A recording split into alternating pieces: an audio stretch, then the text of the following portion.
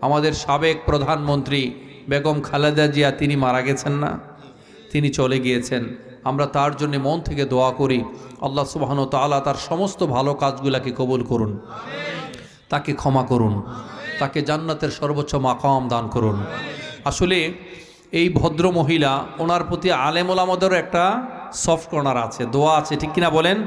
আজকে জানাজা হয়েছে, লক্ষ লক্ষ মানুষ হয়েছে, এবং এই পর্যন্ত বাংলাদেশে যে সমস্ত কয়েকজন গুণীজনের জানাজা হয়েছে, যেখানে লোকে লোকারণ্য হয়েছে, তাদের মধ্যে she is one of them, ঠিক কিনা বলেন? আজকে অনেক শায়েকরা গিয়েছেন, ডক্টর মিজানুর রহমান আজারি সাহেবও এই জানাজায় অংশগ্রহণ করেছেন, শায়েক আহমদুল্লাহ সাহেব অংশগ্রহণ করেছেন, মামুনুল হক সাহেব অংশগ্রহণ করেছেন, আমিরে জামাত পর্যন্ত অংশগ্রহণ করেছেন, ঠিক কিনা বলেন? এবং তার বাড়ি তো এই এলাকায় না, এই জেলার মেয়ে না তিনি, এই জেলার মেয়ে। তার মা তৈয়বা মজুমদার। একদিন তৈয়বা মজুমদারের কাছে জিয়াউর রহমান, ইয়াং জিয়াউর রহমান এসে বলছেন, খালাম্মা আমি আপনার জামাতা হতে চাই। তিনি মুখ টিপে হাসলেন। যখন ইস্কান্দার মজুমদার বাসায় আসলেন, জিয়াউর রহমানের এই প্রস্তাবের কথা ইস্কান্দার মজুমদার সাহেবকে বললেন। বলার সাথে সাথে তিনি বললেন, মন্দ কি, ছেলে সেনাবাহিনীর ইয়াং অফিসার, ক্যাপ্টেন এবং স্মার্ট সুদর্শন যুবক, আমাদের চেনাশোনা মানুষ, তার সাথে পুতুলের মানাবেও ভালো। তার নাম ছিল বেগম খালেদা পুতুল। জিয়াউর রহমান মূলত তার নানার কাছ থেকে বেগম জিয়ার কথা শুনেছেন, এবং নানা বলেছেন তিনি এত সুন্দর, অন্ধকার রাতেও যদি তুমি তাকে দেখো, দেখবে পূর্ণিমার আলোর মতো জ্বলজ্বল করছে। নানা তাকে এই বলে প্রস্তাব দিয়েছিলেন। দিনাজপুরের শহরে যখন তাদের বিয়ের দিন ধার্য হয়, কনে বেশে পুতুল বসে আছেন, তখন তার বয়স মাত্র 15 বছর, জিয়াউর রহমানের বয়স 24 বছর, 9 বছরের ব্যবধান। কি জানি সেই কনে যখন ঘুমটা দিয়ে বসে আছেন, তিনি কি জানতেন যে তার স্বামী হতে যাচ্ছে তিনি হবেন বাংলাদেশের একদিন সফল প্রেসিডেন্ট, ঠিক কিনা বলেন? তিনিও কি জানতেন তিনি নিজেও বাংলাদেশের যে কজন সফল প্রধানমন্ত্রী হিসাবে দেশ পরিচালনা করেছেন, তার মধ্যে সে হচ্ছে অন্যতম। 1 বছর পর তাদের বিয়ে হয়ে গেল।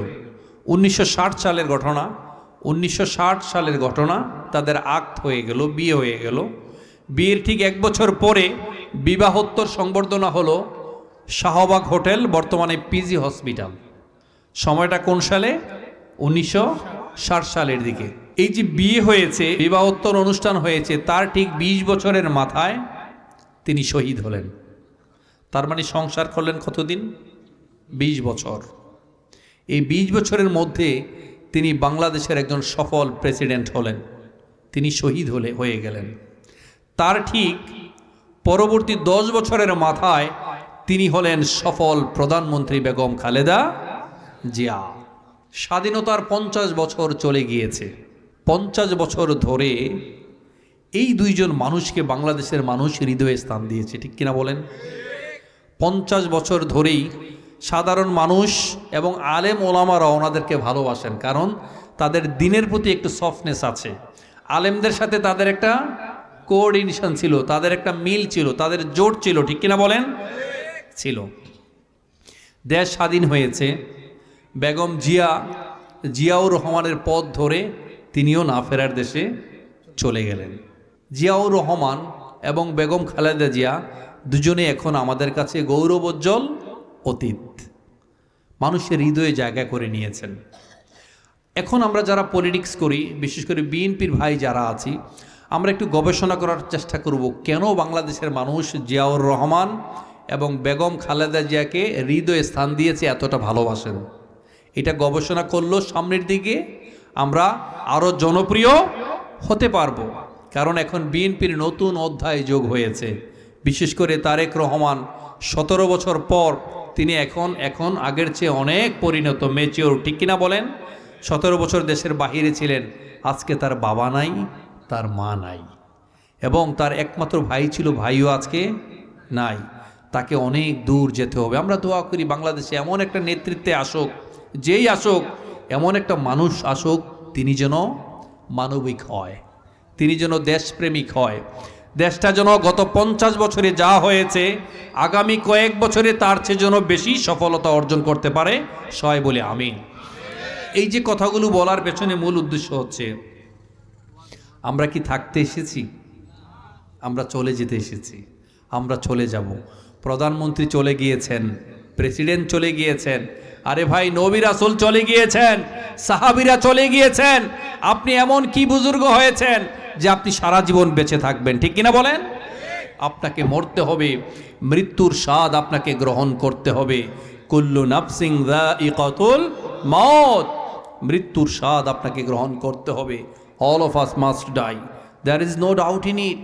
Everybody will have to taste what is death, and none can escape from death. মৃত্যু থেকে কেউ পালিয়ে বেড়াতে পারবে না, আপনাকে মরতে হবে। আইনামা তাকুনু ইউদরিকুমুল মাউতু ওয়ালাউ কুনতুম ফি বুরুজিম মুশাইয়াদা। আমি আমার খুতবার শুরুতে এই আয়াতটা পেশ করেছিলাম। বাবাজি, আপনি সাদ্দামের ব্যাংকারে যাবেন, না হয় হিটলারের ব্যাংকারে যাবেন, যেখানে আপনি লুকিয়ে রাখেন না কেন, আপনাকে মরতে হবে, মৃত্যুর স্বাদ আপনাকে গ্রহণ করতে হবে। All of us must die. মরার জন্যই আমরা পৃথিবীতে এসেছি। আল্লামা জালালউদ্দিন রুমি কত চমৎকার করে বলেছেন, মৃত্যু সে তো পর্দা সরালেই পরম প্রভুর সাথে সাক্ষাৎ। পর্দা সরালেই মহান রবের সাথে সাক্ষাৎ। যুবক, আমার কথা কি শুনতে পাচ্ছ? তোমরা শুনতে পাচ্ছ? আজ 31st নাইট, ঠিক কিনা? আজকে 31 তারিখ, কালকে 1 তারিখ, নতুন বছর। কিন্তু আজকে আমরা এই 31st নাইটে যা করি সব কিছু ভুলে গিয়ে, মৃত্যুর কথা ভুলে গিয়ে যে ধরনের বেয়াদবি করি, যে ধরনের উগ্রতা প্রকাশ করি, যা ইচ্ছা তাই করি, এটা আমাদের কালচার নয়, এটা আমাদের দেশের কালচার নয়। ঠিক কিনা বলো? বাজি ফুটাই, পটকা ফুটাও, এটা সেটা ফুটাও, 12টা 1 মিনিট শুরু হলেই 2টা 2:30টা পর্যন্ত আমরা যা করছি, একবার কি মনে হয়েছে হসপিটালাইজড কত রুগী বসে আছে, মৃত্যু শয্যায় কত রুগী আছে, কত ছোট বাচ্চা সারা রাত ঘুমাতে পারে নাই, মা অসুস্থ ঘুমাতে পারে নাই, একটু পরে হুজুর আজান দিবে, মসজিদে নামাজ হবে, তিনিও ঘুমাইতে পারছেন না। তোমরা যা করছো, তোমার বাবা মা তোমাদেরকে বন্ধ করতে পারে না, এলাকার প্রশাসন তোমাদেরকে বন্ধ করতে পারে না। তোমরা কি মনে করেছো এই করে আল্লাহর কাছে শান্তিতে থাকতে পারবে? থাকতে পারবে? এটা আমাদের কালচার নয়। যুবক, আজকে তোমরা যে টাকা পয়সা খরচ করে বাজি পটকা ফুটাও, একটা কেওস সৃষ্টি করো, একটা নয়েজি এনভায়রনমেন্ট ক্রিয়েট করো, একবার কি মনে হয়েছে এই আশেপাশে কিছু মানুষ শুয়ে আছে যাদের গায়ে কোনো কাপড় নাই, শীতের পোশাক নাই, কম্বল নাই, শীতে তারা কাঁপছে। দে অল আর ভেরি ট্র্যাম্বলিং, তারা খুব কাঁপছে, তাদের শীতের কম্বল নাই, জামা কাপড় নাই। সেই টাকা পয়সা খরচ করে তুমি অপচয় করছো, ঠিক কিনা বলেন? তুমি যেই ফানুস উড়াচ্ছ, তুমি যে বেলুন উড়াচ্ছ, যে পটকা ফুটাচ্ছ, এর সাথে করে যে তুমি টাকা নষ্ট করছো, আসলে তুমি এগুলো করছো না, বরং তুমি এই যে পথে যারা শুয়ে আছে, পথ শিশু যারা আছে, যারা খুব নিডি, যারা ডেস্টিটিউট, যারা খেতে পায় না, তুমি মূলত তাদের রিজিকের উপর আঘাত টানছো, ঠিক কিনা বলেন? আপনাদের বাবা মা যারা আছেন, আপনাদেরকে আমি অনুরোধ করব, এই 31st নাইট আসলে আমাদের দিন নয়। আপনি যদি পালন করতেই হয়, আত্মনিমগ্ন হন, আপনি নামাজ পড়েন, তাহাজ্জুদ পড়েন, পরে আল্লাহর কাছে কায়েমন ওবাকে প্রার্থনা করেন, হে আল্লাহ, জীবন থেকে আরও 1টি বছর ঝরে গেল, আমার বছর থেকে, আমার জীবন থেকে আরও 1টি বছর চলে গেল, আমাকে ক্ষমা করে দেন। পারবেন না? পারবেন না? যুবক, এখানে কে কে আছো? 2 হাত তুলে আল্লাহকে দেখাও। লিল্লাহি তাকবীর, লিল্লাহি তাকবীর। আমাদের পরিচিত বন্ধু বান্ধব যারা আছে, আমরা কেউ এই 31st নাইট আর পালন করব না। সবাইকে আল্লাহকে ওয়াদা দিয়েছ, শপথ করেছ, তোমাদের বন্ধু বান্ধব যারা করে তাদেরকে নিষেধ করবে। বিশ্বাস করবে, যদি এটার মধ্যে এতটুকু কল্যাণ থাকতো, এতটুকু দোয়া থাকতো, এতটুকুও ভালো কিছু থাকতো, আলেম ওলামারাই সবচেয়ে বেশি করতেন। এটা করবে না, এটা আমাদের কালচার নয়, এটা আমাদের কালচার নয়, সংস্কৃতি নয়। এটা এখনই বন্ধ করতে হবে, এটা এখনই স্টপ করতে হবে। তাইলে আমরা এটা করব না। গভীর রাত, চমৎকার একটা রাত। আমি প্রথমে বলেছিলাম, আমার মন বলছে, যুবকরা, আপনাদের এলাকার মানুষ 31st নাইট ভুলে গিয়ে এইখানে তাফসিরুল কোরআনের আয়োজন করেছে, ঠিক কিনা বলেন? আজকে আমরা আল্লাহকে বলবো, হে আল্লাহ, এখানে চাইলে গান বাজনার আয়োজন হতে পারতো, ঠিক কিনা বলেন? এখানে চাইলে আমরা ফানুস উড়াতে পারতাম, বেলুন উড়াতে পারতাম, পটকা উড়াতে পারতাম, আমরা এগুলো করি নাই। আমরা এখানে বসেছি কোরআন হাদিস থেকে কথা শোনার জন্য, ঠিক কিনা বলেন? বলেন হে আল্লাহ, জোরে আল্লাহকে ডাকেন, আল্লাহ, ইয়া আল্লাহ, আমাদেরকে ক্ষমা করে দেন, আমাদেরকে মাফ করে দেন। আল্লাহুম্মা ইন্নী আসআলুকা হুব্বাক ওয়া হুব্বা মা ইউহিব্বুক।